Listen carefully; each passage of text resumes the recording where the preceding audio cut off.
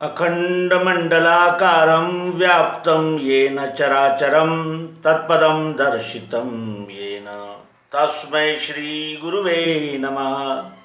अज्ञानान्धस्य लोकस्य ज्ञानाञ्जनशलाकया चक्षुरुन्मीलितं येन तस्मै श्रीगुरुवे नमः।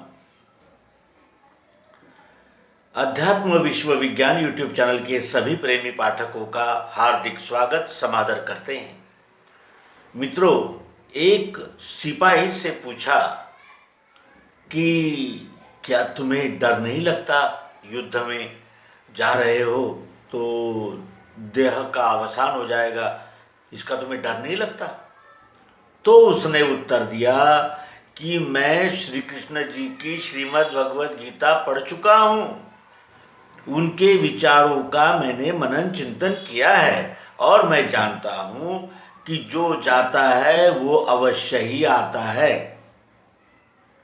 यहाँ किसी भी वस्तु का, व्यक्ति का, मार्ग का, पंथ का, संप्रदाय का, भाषा का नाश नहीं होता, केवल वे लुप्त और व्यक्त अव्यक्त होते रहते हैं।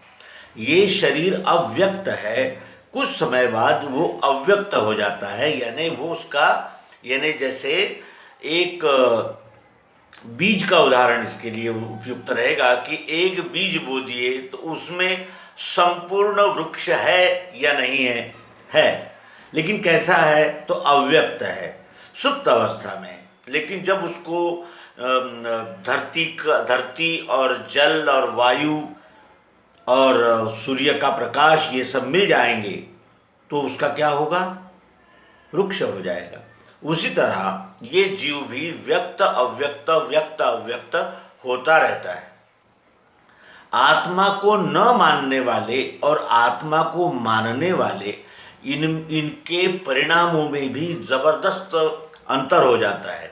जैसे अगर हमने किसी को कह दिया कि भाई अब आप यानी नाश होने वाला है आपका, आप समाप्त हो जाएंगे, तो वो क्या करेगा, वो तो सर्वप्रथम दुखी हो जाएगा, हतप्रभ हो जाएगा और सोचेगा कि इतना सारा जो मैंने कुछ किया है वो तो शून्य ही है।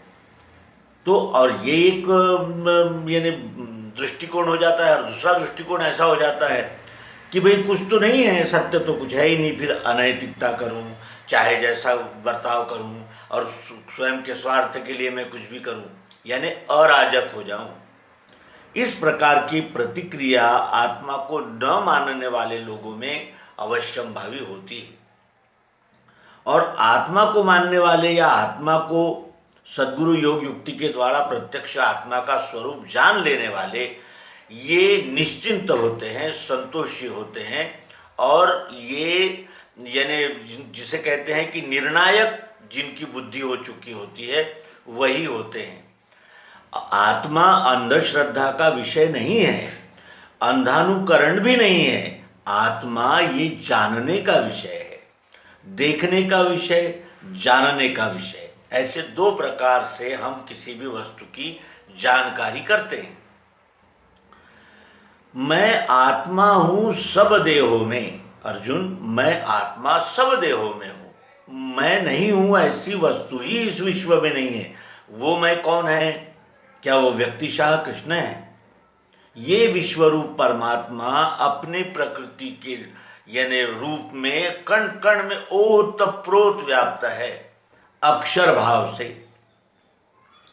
वो अक्षर भाव ही आत्मा होता है और वो अक्षर का कभी नाश नहीं होता, क्षर का भी नाश नहीं होता, केवल परिवर्तन होता है। अक्षर का नाश भी नहीं होता और परिवर्तन भी नहीं होता, वो सदैव रहता ही है, अस्तित्व है, वो रहता ही है ही का नाम आत्मा है। दूसरा कि जो आत्मा यानी जिन्होंने कहा कि भाई हम केवल जो दिखता है उसी को मानेंगे, तो उन्हें ये आत्मा भी दिख जाएगा, केवल उन्होंने सर्वांग योग सद्गुरु योग युक्ति को जान लेना है। केवल जान लेना है और कुछ नहीं करना है। ये कोई मत पंथ संप्रदाय मैंने गुरुडम ऐसा कुछ नहीं है। यहाँ कोई गुरु नहीं, कोई शिष्य नहीं, सभी मित्र है। ये आवाहन है उनके लिए जो नर जन्म का परम सार्थक करना चाहते हैं, अपने इस जीवन को कृतकृत्य करना चाहते हैं वो, और जिन्हें इस मृत्यु भय से छुटकारा चाहिए, जिन्हें जानना है निर्वाण क्या है, मोक्ष क्या है, मुक्ति क्या है, विलीन होना किसे कहते हैं, उद्भव होना क्या है, इस प्रकार के उत्तर अध्यात्म विज्ञान में ही प्राप्त होते हैं। और इसीलिए ये कहा जा सकता है कि अर्जुन अशोक होके लड़ो। क्यों? अरे ये तो शरीर है, ये कुछ समय के लिए आत्मा ने धारण किया हुआ ये वस्त्र है, इसे छोड़ना होता है। तो जब इसे छोड़ना होता है तो फिर निर्णय किस बात का होता है? निर्णय होता है धर्म का और अधर्म का। धर्म उसे कहते हैं जिससे इस विश्व की धारणा हो, संगोपन हो, पालन हो, व्यवस्था हो और सभी समावेशी पद्धति से जीवन जिए। और अधर्म होता है केवल मुझे ही मिले और मेरे ही लोगों को मिले और अन्य पर चाहे अन्याय हो जाए, कुछ भी हो जाए, उससे मुझे कोई लेना देना नहीं। स्वार्थपरक और व्यष्टि दृष्टि से किए हुए कर्म अधर्म होते हैं। धर्म है इस विश्वरूप परमात्मा की सेवा करना, और वो भी उसके विचार प्रकार है जिसके विषय में हमने इसके पूर्व में एक स्वतंत्र एपिसोड प्रस्तुत कर दिया है, आप वहां अवश्य देख सकते हैं। कहने का आशय यह है कि भगवान श्री कृष्ण जी जो श्रीमद् भगवद गीता में कहते हैं उसका क्या आशय है, ये इस निवेदन से उनके संपूर्णतया ध्यान में आते हैं कि वो कहते हैं कि जो इस अविनाशी को अजन्मा नित्य अव्यय जाने हैं सो किसे पार्थ मारेगा मरवाएगा। जो इस अविनाशी आत्मा को अजन्मा, नित्य और अव्यय, घटबढ़ न होने वाला ऐसा जानता है, सुनता है नहीं, जाने हैं सो किसे पार्थ मारेगा मरवाएगा। क्योंकि वो जानता है कि ये अव्यय आत्मा है, ये कभी मरता नहीं है, वो फिर किसे मारेगा और किसे मरवाएगा, क्योंकि वो तो देख चुका है कि ये सब आत्मरूप ही है। अब उसका स्वरूप कैसा है? हम देह त्याग को एक महान भीषण आपत्ति मानकर रोते गाते हैं, लेकिन भगवान श्री कृष्ण जी उसी घटना को कितने सरल तरीके से बताते हैं, ये अवश्य ही लक्षणीय है। कहते हैं कि वासांसि जीर्णानि यथा व्याय नवानि गृह्णान्ति नरोपराणि तथा शरीराणि विहाय जीर्णान्यन्यानि संयाति नवानि देहि।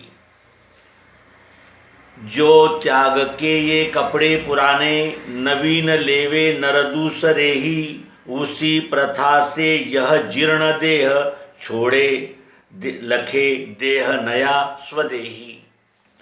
जैसे पुराने कपड़े, मलिन हो चुके कपड़े, फटे हुए कपड़े हम फेंक देते हैं, छोड़ देते हैं और नए कपड़े धारण करते हैं, उसी प्रथा से यह जीर्ण देह, ये जो देह है ये जीर्ण होता है, क्योंकि इसमें सतत रूपांतरण जारी ही रहता है।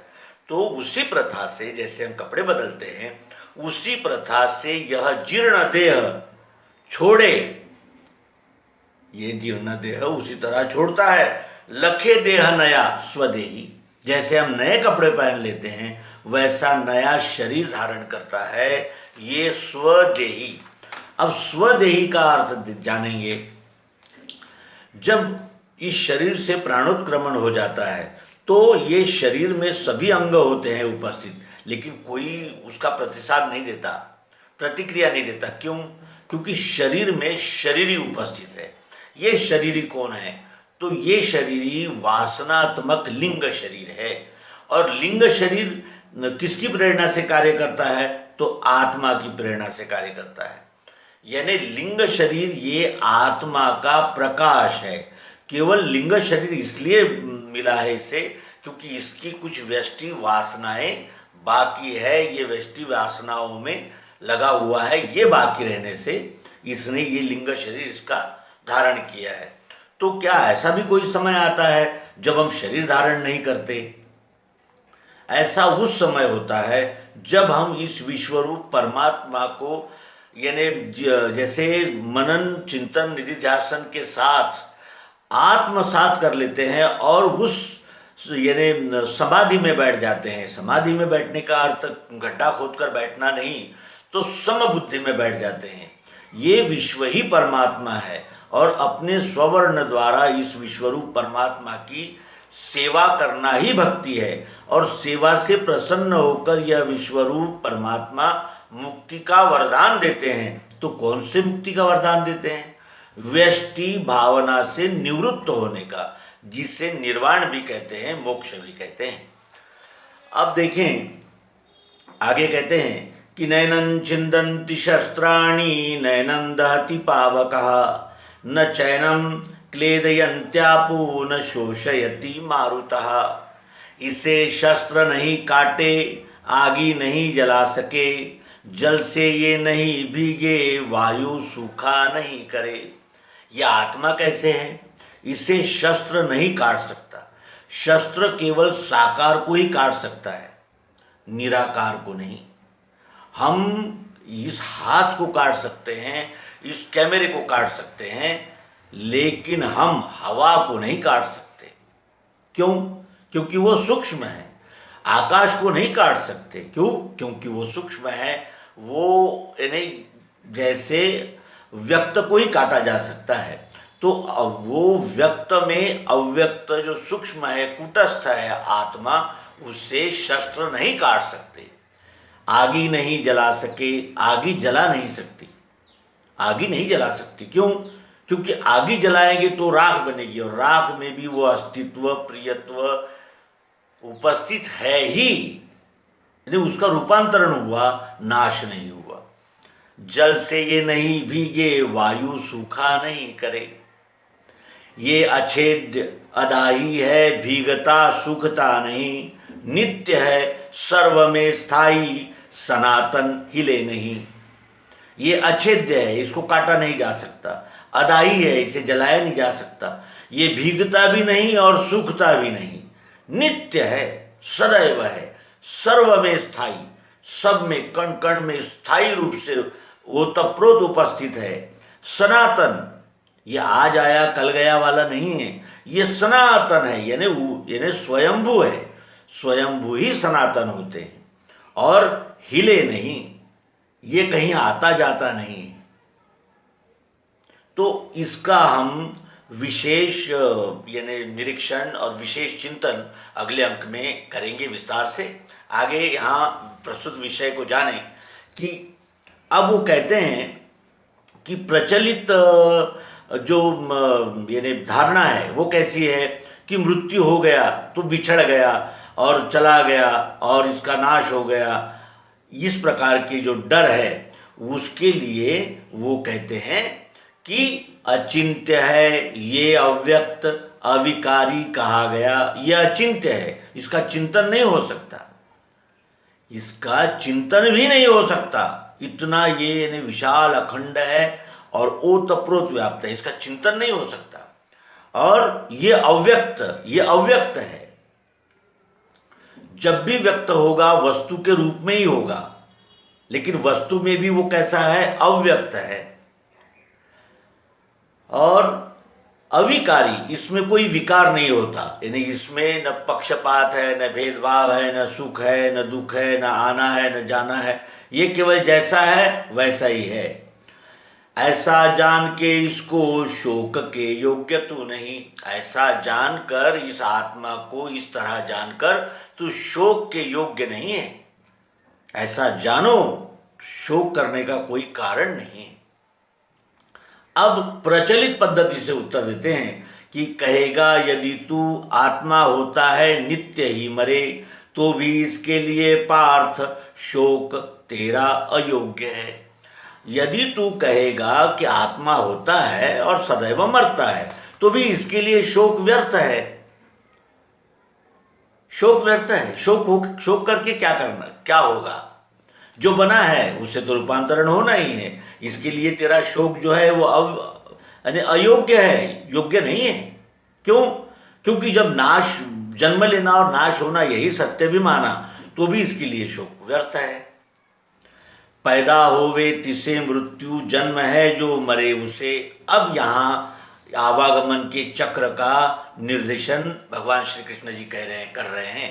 कहते हैं कि जो पैदा होता है उससे मृत्यु हो, तो उसकी मृत्यु होती ही है। जो बना है उसका विनशना उसी समय निश्चित हो जाता है जब वो वस्तु बनती है। पैदा होवे तिसे मृत्यु, जन्म है जो मरे उसे। और जो मरता है उससे जन्म होता ही है। यही सिद्धांत है स्थाई, इससे शोक व्यर्थ है। यह स्थाई सिद्धांत है, इसलिए इसका शोक करना योग्य नहीं है। इसका शोक व्यर्थ है। आश्चर्य से एक इसे लखे हैं, आश्चर्य से एक इसे कहे हैं। आश्चर्य से एक इसे सुने हैं, सुन के भी है बोध नहीं किसी को। ये सबके अनुभव में आ रहा है, लेकिन इसके 4 प्रकार के बोध है। 4 प्रकार के लोग 4 प्रकार का अनुभव लेते हैं। आश्चर्य से एक इसे लखे हैं, एक आश्चर्य से लगते हैं कि ये कैसा चमत्कार है। सूरज सवेरे उगता है, शाम को पश्चिम दिशा में दूसरी तरफ चला जाता है। चंद्र और ये ऋतु और बारिश और ठंडी और गर्मी और ये उत्पत्ति स्थिति लय, ये अखंड चक्र चल रहा है। आश्चर्य है, घोर आश्चर्य है। कोई नियंत्रक नहीं नजर आता और ये चक्र चलता ही चला जा रहा है। आश्चर्य से एक इसे कहे हैं और एक आश्चर्य से इसे कहते हैं कि कितना आश्चर्यकारी दृश्य है, ये ऐसा कहते हैं। और आश्चर्य से एक इसे सुने हैं, आश्चर्य से एक इसे सुने हैं। जो शब्द विश्वासी होते हैं वो आश्चर्य से सुनते हैं, जानने का प्रयास नहीं करते, केवल सुनकर ही श्रद्धा रख लेते हैं। और सुन के भी है बोध नहीं किसी को। 3 प्रकार के लोग हैं और सुन के भी तीनों प्रकार के लोगों को बोध नहीं हो रहा है कि यह विश्व ही परमात्मा है। कितना बड़ा आश्चर्य है ये कि विश्व के अंदर खोज रहे हैं, विश्व के बाहर खोज रहे हैं, लेकिन ये विश्व ही परमात्मा है ऐसा जताने वाले सद्गुरु को नहीं खोज रहे हैं। सबके देह में पार्थ सदा देही अवध्य है, इसी से सब भूतों का शोक तू करना नहीं। सबके देह में पार्थ सदा देही अवध्य है। सबके देहों में, सब आकारों में वो जो देही है जिससे ये देह बना हुआ है वो अवध्य है, उसका नाश नहीं किया जा सकता। इसी से सब भूतों का शोक तू करना नहीं, क्योंकि कोई नष्ट होता ही नहीं और रूपांतरण होने वाला ये विश्वरूप परमात्मा की प्रकृति का स्वभाव है। इसलिए शोक किस बात का करें, क्योंकि रूपांतरण तो अटल है। ये आत्म विषयक ज्ञान देने के पश्चात भगवान श्री कृष्ण जी अर्जुन से कहते हैं कि स्वधर्म देखने से भी भय योग्य तुझे नहीं, धर्म के युद्ध से श्रेष्ठ न देखे अन्य क्षत्रिय। अरे स्वधर्म को भी देखा तो भी तुझे डरने का कोई कार्य ही नहीं है, क्योंकि तू तो क्षत्रिय है। न्याय रक्षा के लिए कार्य करना ही तेरा कर्तव्य है। और ये ऐसा धर्म का निर्णय करने का श्रेष्ठ समय आया हुआ है, और ऐसे समय में ऐसी भाग भगोड़े जैसी बातें करना उचित नहीं है। और यही तो क्षत्रिय के लिए श्रेष्ठ समय होता है जब उसे सच्चाई, ईमानदारी और विश्वरूप परमात्मा को साक्षी रखकर न्याय और रक्षा का अवसर मिलता है। तो मित्रों, वो अव्यक्त आत्मा क्या है जिसका नाश नहीं होता और जिसको जाना और आना जिसका यानी स्वभाव है, जिसका कार्य है, वो आत्मा क्या है, इस विषय में हमने इस अंक में विचार किया। आत्मा को जानने के लिए सर्वांग योग, सद्गुरु योग युक्ति अत्यंत उपयोगी होती है, क्योंकि उससे प्रत्यक्ष यानी बोध होता है, अनुभव होता है। और यही प्रयोग हम अगले अंक में प्रस्तुत करेंगे। आप भी अपने आगे प्लास्टिक का टुकड़ा, लोहे का टुकड़ा, लकड़ी का टुकड़ा, कोई भी पदार्थ सामने रखेंगे और उस प्रकार सद्गुरु योग युक्ति से प्रयोग करके ये विश्व ही परमात्मा है, ये पिंड और ब्रह्मांड एक ही है, एक ही तत्व से बने हुए हैं और यहाँ विश्व रूप ही परमात्मा है जो स्वयंभू सनातन साकार प्रत्यक्ष है, ये इस युक्ति से जाना जाता है। तो मिलते हैं सर्वांग योग युक्ति के आगामी अंक में। नर्मदे।